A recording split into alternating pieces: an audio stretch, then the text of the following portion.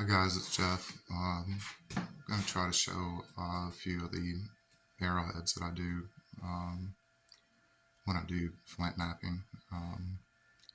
I've tried it for a while and not all that great at it, but some of them look okay.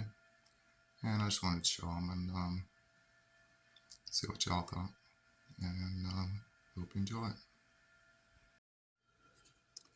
So it seems my little desk here has turned into a studio of sorts. I'm going to start out by showing the tools that I use to make these things with. This is a river pebble that I picked up somewhere. I've used it a lot. It's been it's really worn both ends, and I have a groove more into it there where I used to abrade the edges on the material and dull it somewhat before striking it again. That way it's strong enough to actually break and not just crush into powder. That way it carries the flake through the stone. I have another little pebble. This one's really just a little thin one. I use it to rarely to nip a piece that is in a tight spot and hard to get to, or I just need a tiny nip off to get the angle changed on the edge to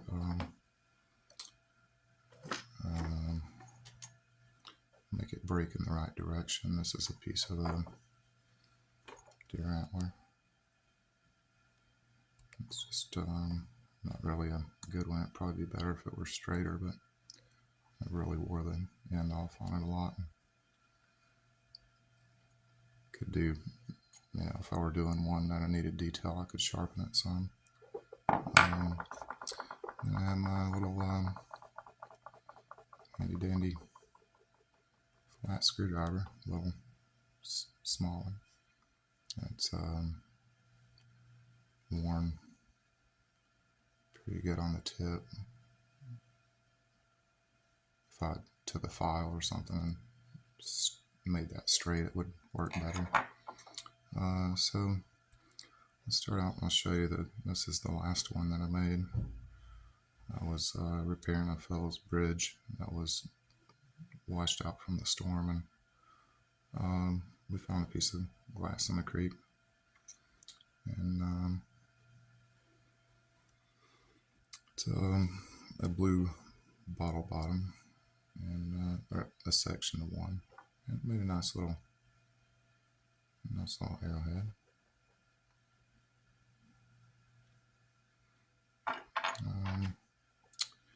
Found a little piece of green glass.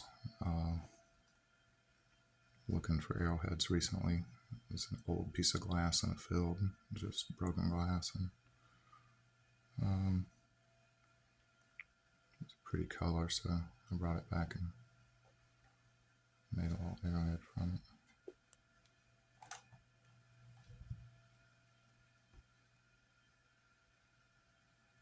Little one.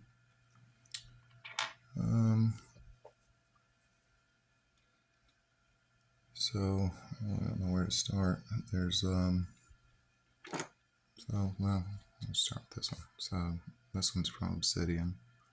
It has lines inside of it. It's kind of darker lines, and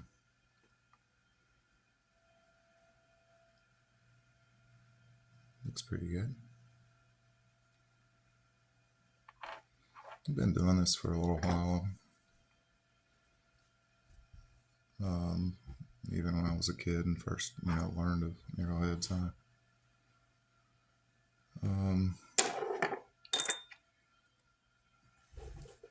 tried breaking rocks and hitting two rocks together and all that, and heard all the crazy stories about how the Indians heated up the rocks and dripped water on them and used everything to do it, but I only used a little hammerstone. It seems to, with practice, seems to work good. So this one's made from a piece of, this is a blue slag glass that a friend of mine gave me a piece of. I actually made a couple out of that. This one is, I don't really try a lot of times to make ones that are a certain type or anything. I kind of work with the piece, and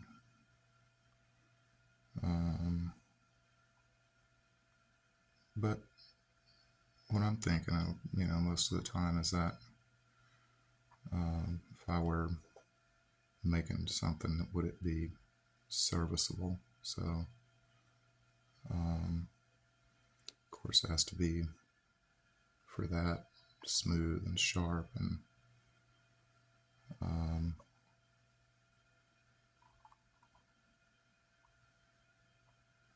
shaped right to work for whatever it would be. And so then I made this piece. It's a piece of obsidian of some kind.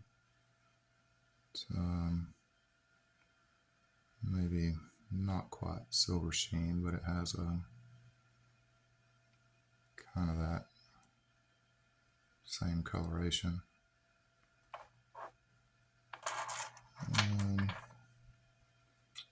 So this one I made from a piece of kind of orangey pink glass that I found, I think, also in a field looking for arrowheads. So it's somebody's old glass something that I've repurposed.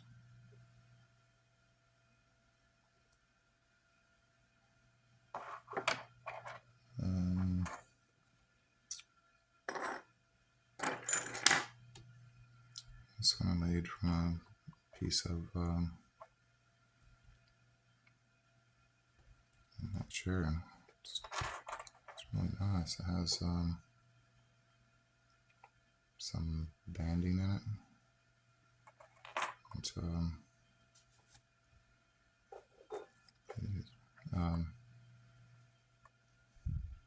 really pale pink, like really pale pink color. I don't know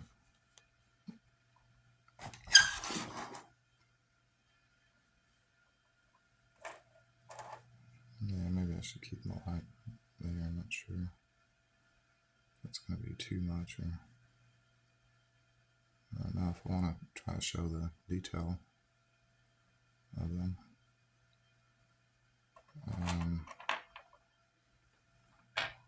The flaking pattern is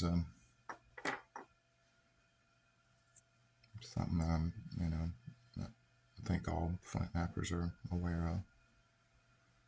This is a piece of, I think this might be a piece of a jar also, similar in color to the Coca-Cola bottles. It's got pale green to it.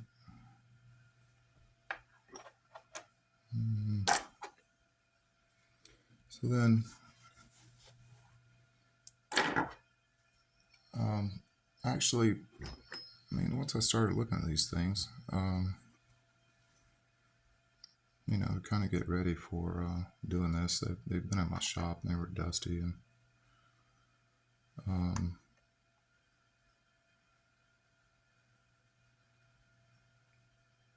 I was kind of impressed. Some of them look pretty good, man. So this one I made from a piece of mookaite. A friend of mine picked up at the Franklin Gem Show last year, I think. It's not been heated or treated in any way, so it's super tough, like impossible, basically, to get any control of when you're doing it. But this one turned out okay, and I think that may be the only one I got really that's good from the Mookite.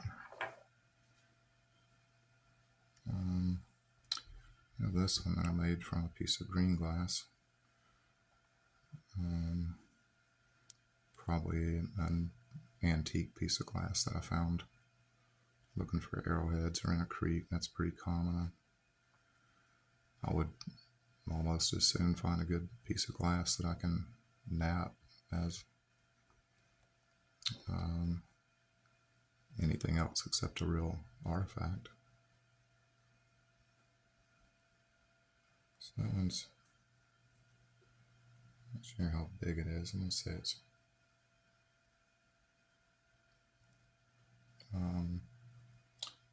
almost 3 inches, maybe 2, about 2 3/4. I don't have anything to measure with. I'm just guessing. So my guessing's better than most people's measuring sometimes. This one from a piece of slag glass. I'm getting buried here. This one's about the same length. That spot was in the original spall or piece of glass, and then I kind of, I mean, it's still good. It's straight, basically.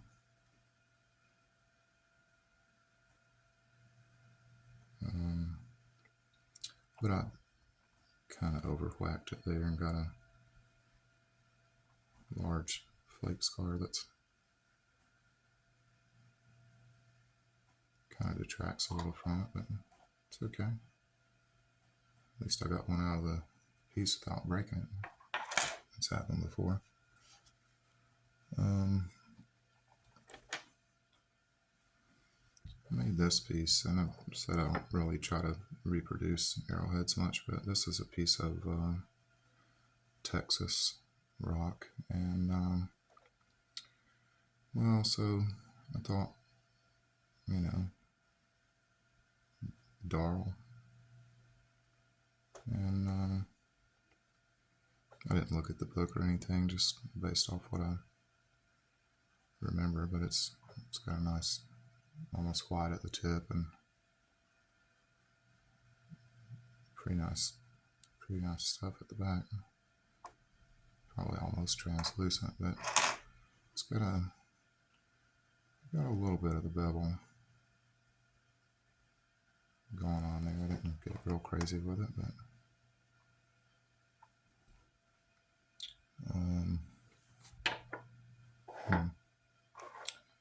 okay, I found this is a cool piece. This is an obsidian that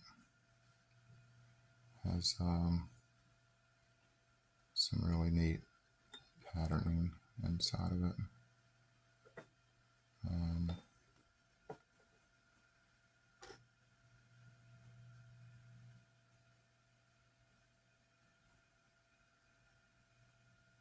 Looks pretty good. I have another piece of that same stuff that I did so sometimes I'll just do a blade from the pieces and not really notch. I mean, it's pretty common, really. I do ones that are just blades and not notched. The notching seems to, well, I mean, at the point that you do it, it's then like, you almost would call it a type of arrowhead, and I'm not trying to do that, but this one's got the, let's see, somehow I can get it to,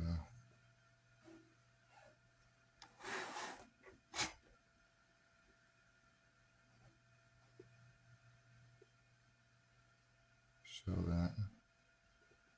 It's still not really good, but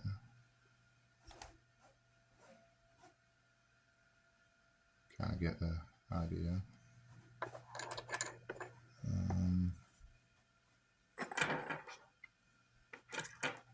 Let's see. There's another one made from that same stuff, just a kind of a triangular piece.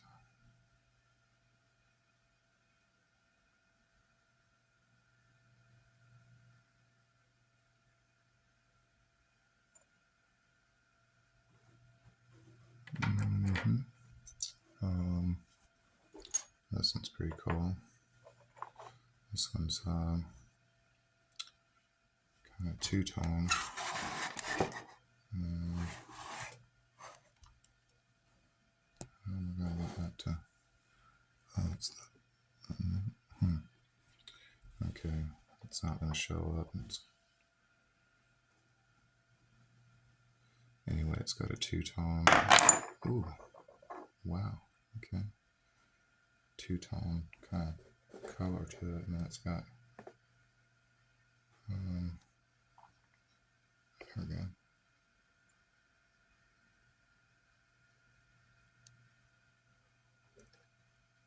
Almost clear. Almost clear, even though it looks black.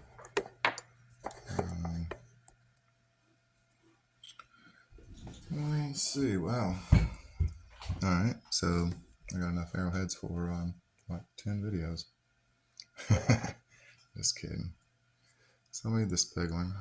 This is from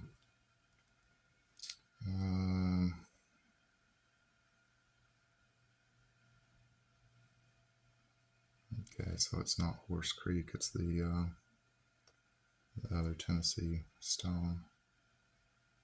And, so I got to show a little better.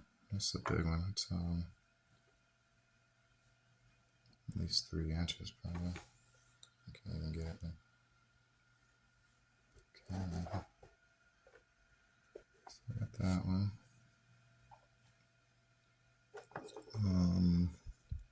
This one's cool. I like this one. Wow. Okay. So this one I did like a almost a Harding style. Actually fluted it there. Flaking pattern, like a heavy. On some of the Scott's Bluffs have a Scott's Bluffs is what I'm at, not Harding. Have this heavy first round of flaking on it to a ridge, and the neat part is it's got these it's like that.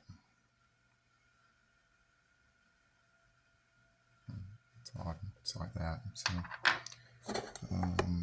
let's see. Ooh, wow. Okay, so yeah, this could just go on and on and on. So I'm gonna show a couple more quick. This one's a pretty big one that I did from obsidian.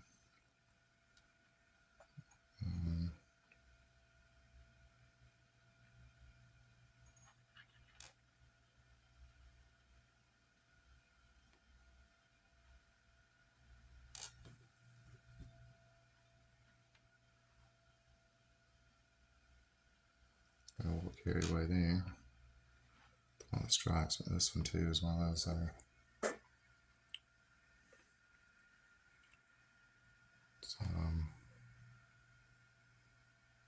really hard to show that, but like that. There's these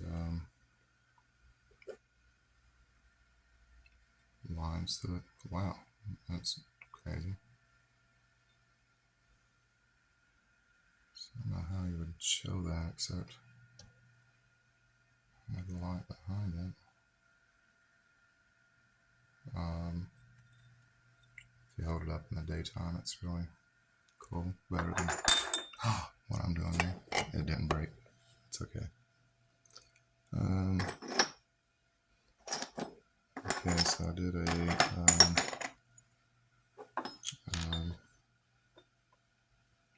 Clovis style from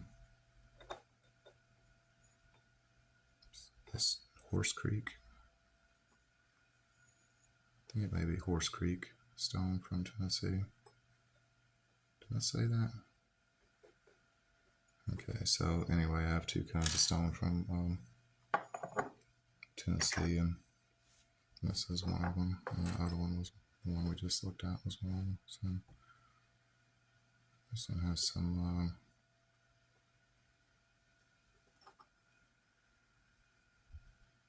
interesting coloration to it. Kind of gray and red and all that, so that's pretty good. I have another piece of that same stuff. I'll try maybe. Okay, so my phone cut off. I think I filled up the storage on it, deleted some stuff, but I want to show the pattern on this piece of stone.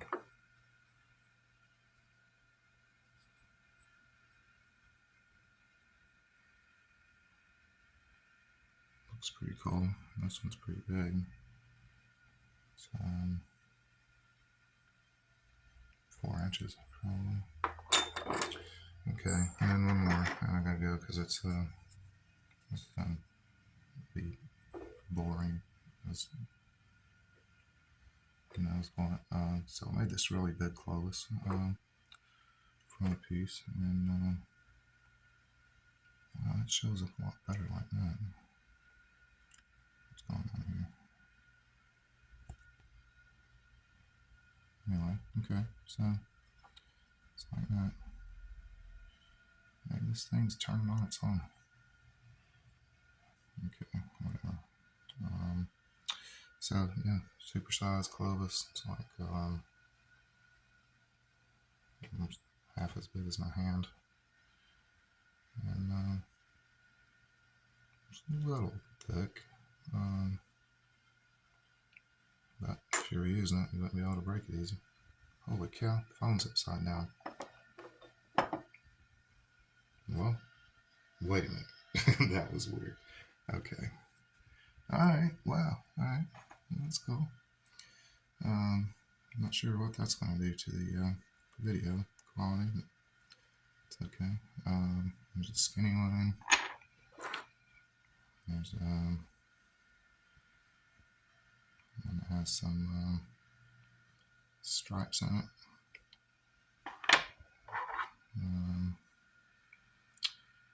Little mahogany obsidian, whatever you want to call it. A pretty green one. A piece of slag glass. Little tiny little baby one.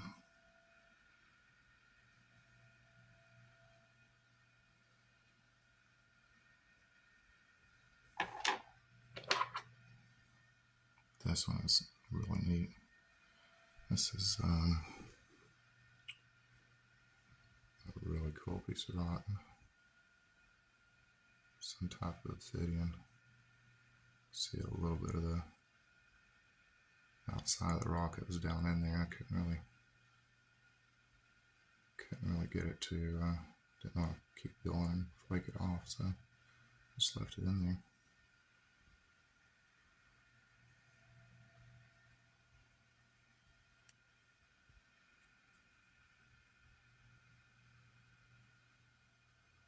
Sharp on both ends. Okay. Piece of white slag glass had a little bubble in it right there.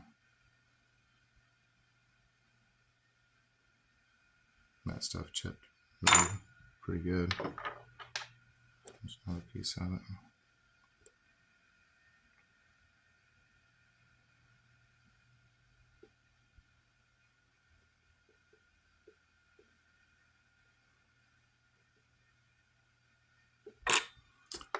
So there's a few of the arrowheads that I make.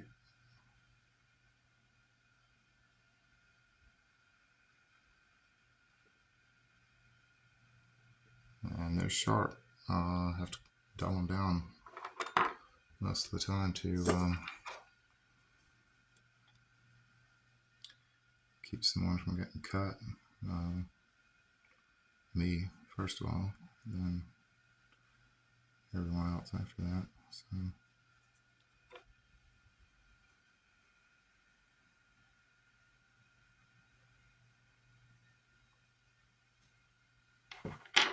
Hope everybody's having a good day. See you later.